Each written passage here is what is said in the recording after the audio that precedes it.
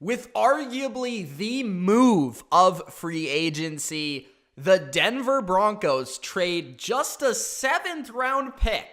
A 7th. I mean, I had to pick up my phone and literally read the tweet from Adam Schefter and Ian Rappaport 6-7 times. I was like, 7th round pick. That's not a 1. It's a 7. That's weird. Okay, Jurrell Casey is going to the Denver Broncos for just a 7th round pick.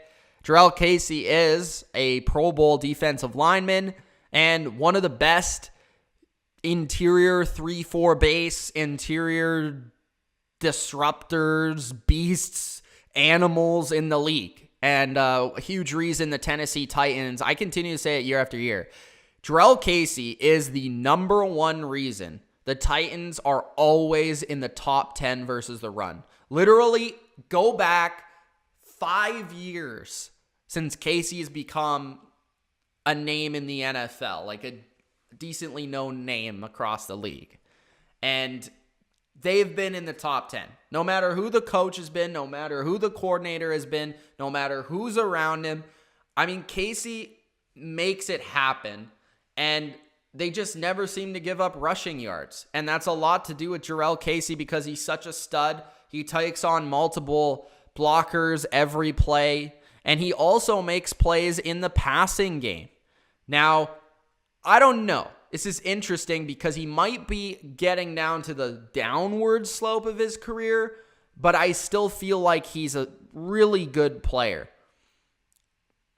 The Denver Broncos, we know that they've been looking for interior defensive linemen, right? Well, Casey is that playmaker that is going to make a difference. I thought they were going to sign at least one big name on the D-line, and Casey is definitely that big name.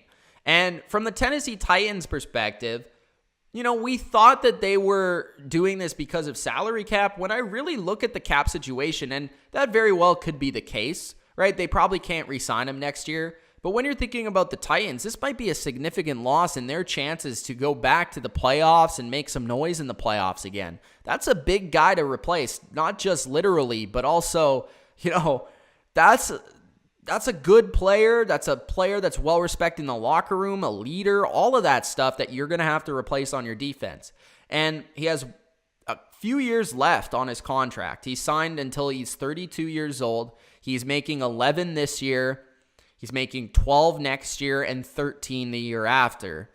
And I think $11 million in 2020 for a player of his caliber at this position, in how valuable this position is in Fangio's defense, is a pretty darn good deal. I mean, this is going to be your Akeem Hicks for this defense. What Akeem Hicks was for the Bears with Fangio, right? That's what Jurrell Casey's going to do for this defense. He's good all around. I really can't say that Casey has a weakness. Now, what I can say about Casey, for those of you that don't really know his playing style, he's a big guy. He's not an edge rusher. He's not speed rusher. He's a power rusher. He's a big guy. He's 6'1", 305. He's 30 years old, which honestly isn't that old.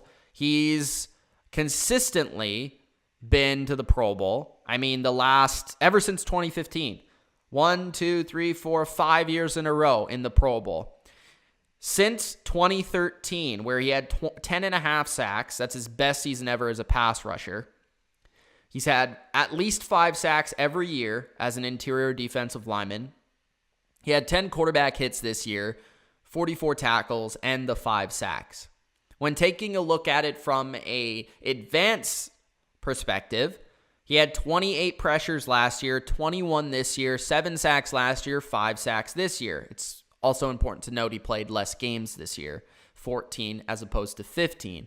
So it does look like in his statistics that he is a little bit in a decline, but it's still a really good player that the Denver Broncos are getting. The snap counts are interesting to always note for defensive linemen. In 2013-2014, he was playing about 80% of the snaps. In 2017, he played 80%. In 2018, he played 71%, and in 2019, he played 64%, which is the lowest of his career. So when you're looking at this from a Tennessee perspective, you could see why potentially they made this trade. He's playing less snaps, he's less productive, he's getting older. It makes sense. But I do believe that within Denver's defense, with Fangio as his coach, you could see him have a second career in Denver. Like another 3, 4, 5 really good years, because he's going to suit this defense well. Fangio gets the most out of these type of players.